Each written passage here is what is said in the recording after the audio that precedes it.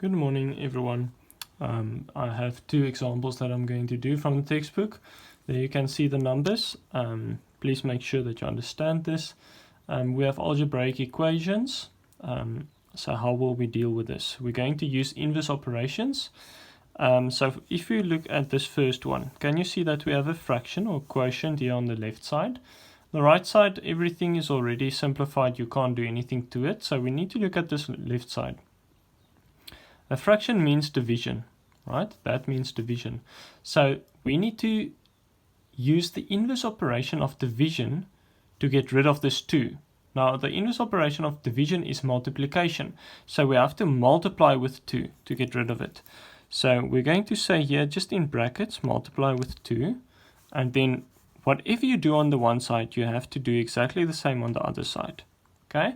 So when we multiply with 2 here, what we are doing is we are getting rid of the 2 that's in the denominator here. So we will end up just with x plus 1 on the left side.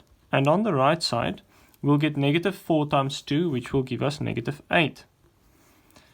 Now, what we want to solve is x. So we only want x on this side. So that means we want to get rid of the positive 1. So how do we get rid of the positive 1? We need to do the inverse operation of addition, which is subtraction. So we need to subtract 1. So what is it going to look like? Plus 1 minus 1. There we are subtracting it. But if we are doing that on the left side, we have to also do it on the right side. So we have to also say negative 8 minus 1. Okay, the same thing. Whatever you do on the one side, you have to do on the other side. So now what we are left with here is just x on the left side, and on the right side it's negative 8 minus 1, giving us negative 9. Okay, then we go to this one here on the right side. Might look a bit confusing because you see quite a few fractions. So what we'll have to do here is we'll have to make everything a fraction. But before we get to that, half x, okay, we can write this differently. We can write this x with the numerator because this means half times x. Now let me just quickly write here. Half times x we can write as a half times x over 1. Does that make sense? And if we multiply fractions, 1 times x will give us x and 2 times 1 will give us 2. So we can actually write it as x over 2. Means the same thing. So we're going to say x over 2 plus 1 is equal to a half. Now, if we want to solve for x, which is what we want to do, we don't want the positive 1 here on this side. So we want to use the inverse operation, which is subtraction, because here it's addition. So we use the inverse operation, that's subtraction. So we need to subtract 1. So we'll say x over 2 plus 1 minus 1. That's the inverse operation. But if we do it on the left side, we have to do it on the right side. So the right side is a half minus 1 as well. So what are we left with on the left side? Just x over 2.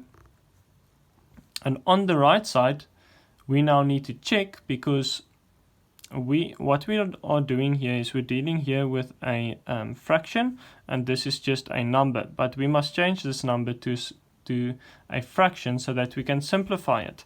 So there we have a half minus, now 1 we can write as 2 over 2, right? Because 2 divided with 2 is just 1. And we want to do that because when we deal with